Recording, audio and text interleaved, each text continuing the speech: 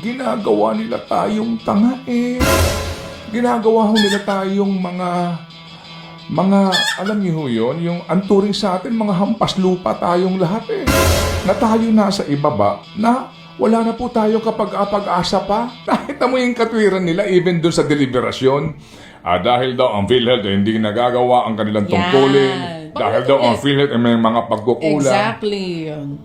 Kung ganun po ang inyong logic, kayo pong kinakailangan buwagin. Kasi hindi nyo nagagawa trabaho nyo eh. My point! Oo. Tama. Hindi ba? Kaya nagkaroon ng maifip dahil hindi daw epektibo ang PhilHealth sa pagbabayad, sa pag-assure na kanilang matutugunan ang pangangailangang medikal ng mga Pilipino. Gusto man po nating maging masyado kahit papaano mapagtimpi sa ating mga salita. Talaga namang anak ka ng po! Di ba? Kasi yung logic, ginagawa nila tayong tanga eh. Ginagawa ho nila tayong mga, alam niyo ho yun, yung anturing sa atin, mga hampas lupa tayong lahat eh. Na tayo nasa ibaba, na wala na po tayo kapag-asa pa. Na hindi, kahit na magreklamo ka, maglupasay ka, wala na, hindi ka na pa nakikinggan eh. Maifif. Bakit naging 51 billion? Ano paliwanag ninyo? Ano mathematics dyan? Ngayon, ipauubaya mo daw sa mga, ang sabi sa desisyon ng mga social worker. Hindi natin minamaliit ang kakayahan at sakripisyo ng ating mga social worker. Pero ang tanong ka kasi ngayon, sino magdedesisyon kung merong hihingi ng tulong pinansyal sa kanilang medical bill? Kasi nga, kung babalikan ko yung akin na iharap sa inyo kahapon na sample ng guarantee letter, di ba? Yung nanggagaling sa mambabatas, may code lang doon na ibibigay mo sa DOH. And that code will give you the benefit kung magkaanong amount na ibinigay sa iyo ng senador o congressman, right?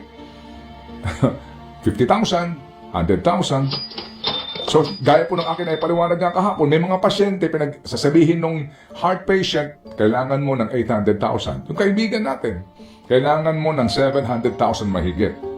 So, naku, operahan ako sa puso. Paano kung wala akong 700,000? Ako nalulungkot na babanggitin ito. Humingi ako ng pangumanhin, pero yung kaibigan ko si DJ Richard, yan ang problema niya eh.